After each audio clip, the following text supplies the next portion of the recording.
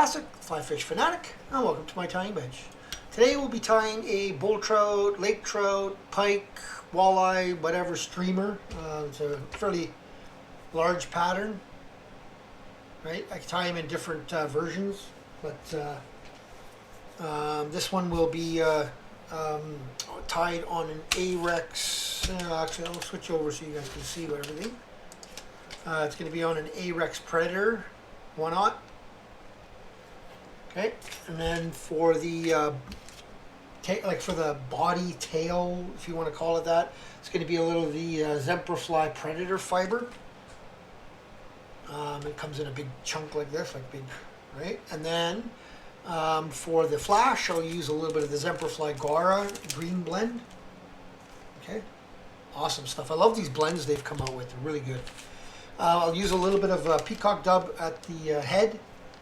I'm going to use this Semperfli Extreme String in the Christmas for the body, and then for a couple of lateral lines, just a little bit of. Sometimes I'll do just regular Grizzly.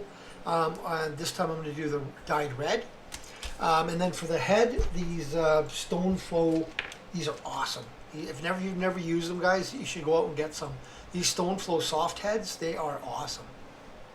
So, and then for the eyes, unfortunately, I don't have the eyes I really like, but I'm just going to use these just stick-on eyes. They'll work. So, okay, and then some Semperfli Nano Silk in white. It looks black right now because I just put on wax. So, but it'll go white in a bit.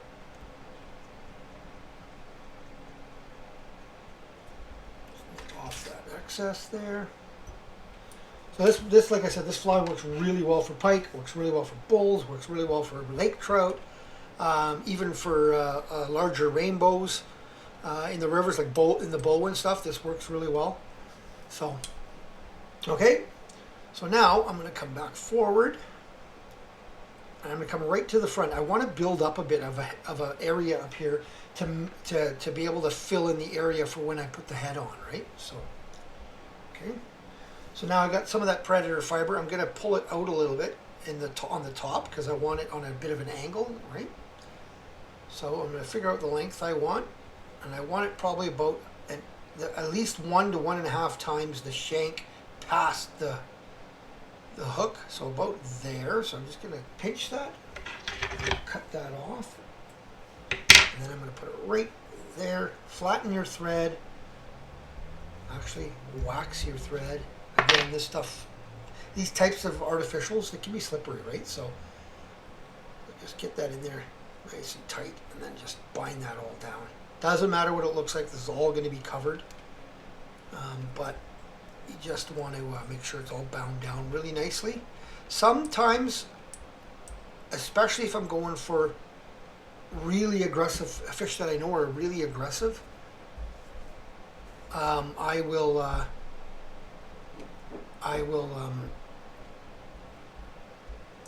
sorry, that actually didn't go very well. I'll put some glue underneath. The reason I'm undoing this, guys, is because you see how this turned on me, and I've got the tapers going on the bottom. I don't want that. I want the taper on the top. So it twisted on me, or I put it on upside down, which, whatever, at least I caught it, right? So I'll just undo all this, not a big deal. Beauty of fly tying, especially for you beginners out there. You screw up, don't worry about it. We all do. So there, that's how I want it. So like that. So I'll get that tied in again. It stays on top. That head tied in nicely. Make sure that's the way I want it, which it is now. Open wraps all the way back. Like I said, you can put some crazy glue on the underbody to help hold this if you want. I found if you're using like a nano silk or something, you can just crank down on this. I mean, you can see how I'm really cranking, right? So,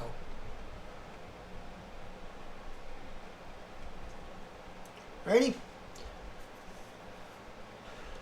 So that's that portion. Now I'm going to take some of this flash. I need about 6, 8, 10 strands, something like that. I never count. I just kind of eye it. And then I'm going to go back about halfway. I'm going to lay this down one side.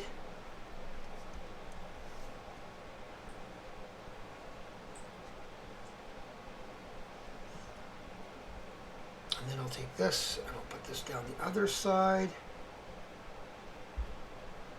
Make sure this stuff stays on my side.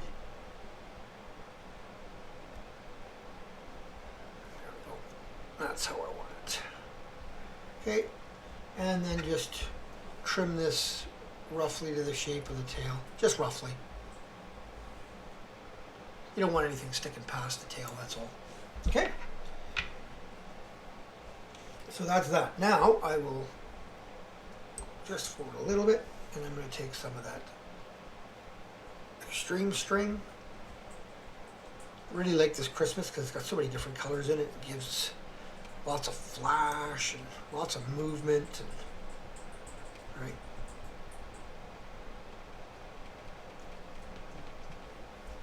Okay, and then all I'm going to do is wrap this stuff. Now, touching wraps, I want this last one to touch the one before, and every time I wrap, I'm pulling all these fibers back, right? I want quite the little body here, right? I want lots of movement. I want lots of color.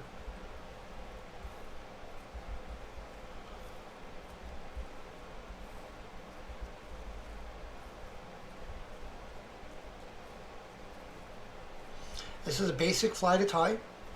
It's not as fancy as a lot of the pike flies and stuff that are out there, but I've done that actually on purpose because when you're going after these toothy critters, the pike, the bulls, the lakers, they can destroy a fly so damn fast. So I tie fairly simple patterns for them. I don't go overboard with it. I know some people really like tying really fancy flies. I do tie actually an articulated version of this that I really like. Do I have one sitting close here? Oh yeah, this is articulated with an all marabou, right? And it's articulated. But I don't tie a lot of like fancy flies for these toothy critters. They just end up tearing it apart anyway, so why bother, right? Especially since these simple ones work just as well. So now I'm going to just go back just a little bit over top of that stuff for a couple of reasons. One, I want it to lay back. Two, I'm going to be adding a bit more of the predator fiber here. Not a ton, but a bit more. I want to just have another, and I'm going to go all the way back just as far as that one is. A little bit further, so it creates that taper at the back, right? I want it to, so, okay, so about there is where I want to cut it. Nice thing with this predator fiber, these synthetics, is they don't hold a lot of water. So when you're fishing with them, they don't, they're not super heavy after 4 or 5 casts. Right, like some of that, a lot of the guys, and including me, tie with a lot of rabbit and stuff, and rabbit just gets damn heavy when it gets wet, right? So that's the nice thing with these synthetics; they just don't do that, right? And they move just as well. So, and they got some of these, like this one, has a little bit of that built-in flash. Right, which I really like. So I'm just building up just a little bit of a head and making sure this is bound down nicely, because when these toothy critters bite onto this stuff, I don't want it to pull out, right? So, okay. So now I'm going to take my, now you see how these are curved? I want the shiny side out if I can. So that would end up having the curve up like this, or the curve down if I put it on that side. It really doesn't matter that much because once it gets in the water, these straighten out anyway. So I'm just going to tie this one onto my side, and I'm going to tie it as long as the tail. So I want it to come right to the end of the tail. Right? This is kind of like a lateral line. So right about there is what I'm going to So I'm just stripping this stuff off just so I have a tie-in point, and I'm going to lay it right alongside. I want it right on the side of the hook. I want it to lay on the side of the lateral line. Like I said, this one curls up. I'm not going to worry about it because like it will lay the right way when I'm done. Same with this one. I don't want to have this. I want the shiny side out, so I'm just going to pick the length about there, and I'm going to strip off some of the fluff. I'm going to lay it right on its side. I'm not going to worry about which way it's curling because it will finish itself. It will straighten itself out once it gets in the water. So nip that off. Nip that off. And then, because I know, and I'll show you guys, I know for a fact that this Stonfo head is going to be just kind of floating on there. There's not enough material there yet, right? See?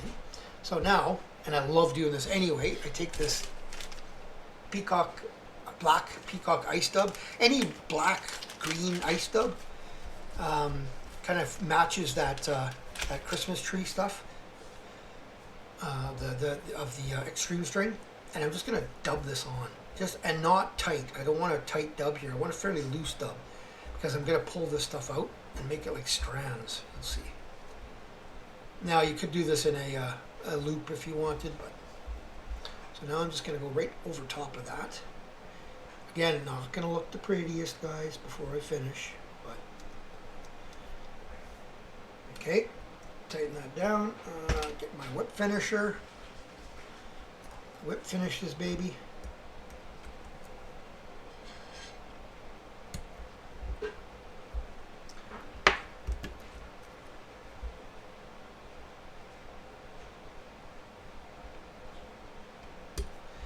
Couple of sets of whip finishes, nip off your excess, clean up around the eye if you can.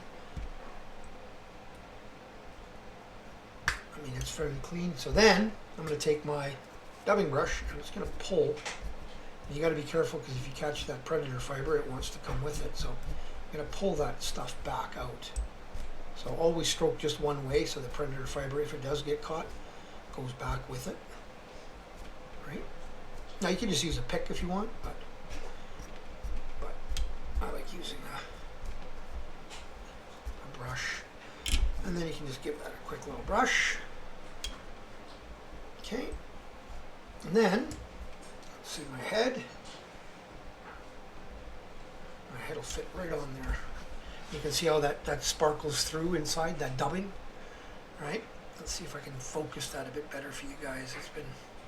These big flies are hard to tie on the setup I've got, but yeah. So again, not the fanciest thing in the world, but really works really well. So now I can do 2 or 3 things here. It's as far back as it's gonna go. So now what I'm gonna do is I'm just gonna pull that off, and I'm gonna put just a couple of dabs of crazy glue on here, just on the thread where it's gonna sit. It's not a ton, just a little bit. And then I'm gonna push this on. And now if you're satisfied with that, go for it. That's it, right? You're done. I'm not. I always like having a thread dam in front. And it helps clean it up as well. So that's just me.